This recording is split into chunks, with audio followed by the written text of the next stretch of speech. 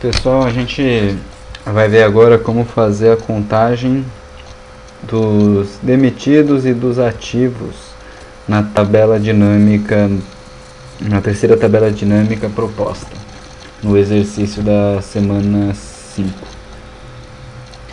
Então vamos lá. Eu peguei a tabela base de dados, né?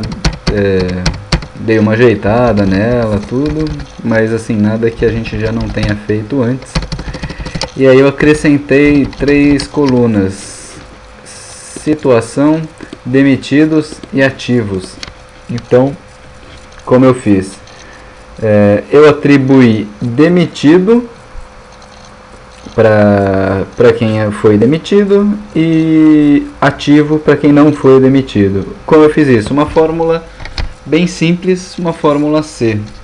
Vocês podem fazer isso de uma forma diferente, pulando essa etapa. Eu preferi fazer uma etapa intermediária entre demitidos e ativos, para ter um controle maior. Então, vamos lá. Essa etapa, lembrando, ela não é necessária. Eu que optei por fazê-la.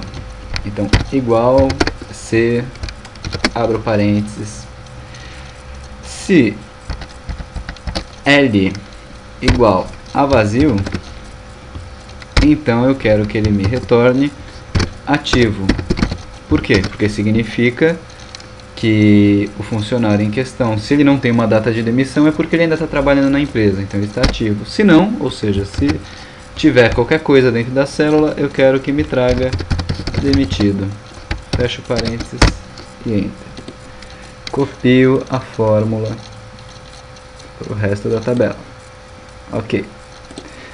Eu faço exatamente o mesmo processo para a contagem dos demitidos e dos ativos.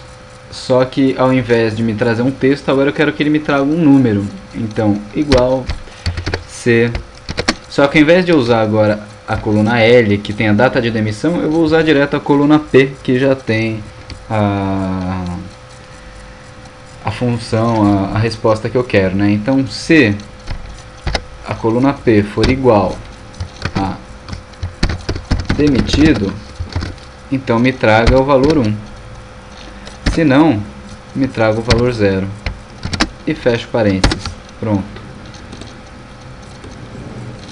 Faço e copio para o resto da tabela. O mesmo procedimento para os ativos. Então, igual C, coluna P, no caso aqui é P2, né? Igual a ativo, eu quero que me traga 1. Se não, eu quero que me traga 0. Fecho parênteses e aí eu tenho a contagem dos ativos. Feito isso, agora eu vou fazer a minha tabela dinâmica para fazer a contagem desses demitidos e desses ativos. Então eu venho inserir tabela dinâmica, só confiro se ela já está selecionada corretamente. Já está. Dou OK. E aí eu vou colocar cargo, o funcionário e demitidos e ativos. Pronto. Está feita a minha tabela dinâmica. Eu tenho a contagem de demitidos e ativos por cargo, né?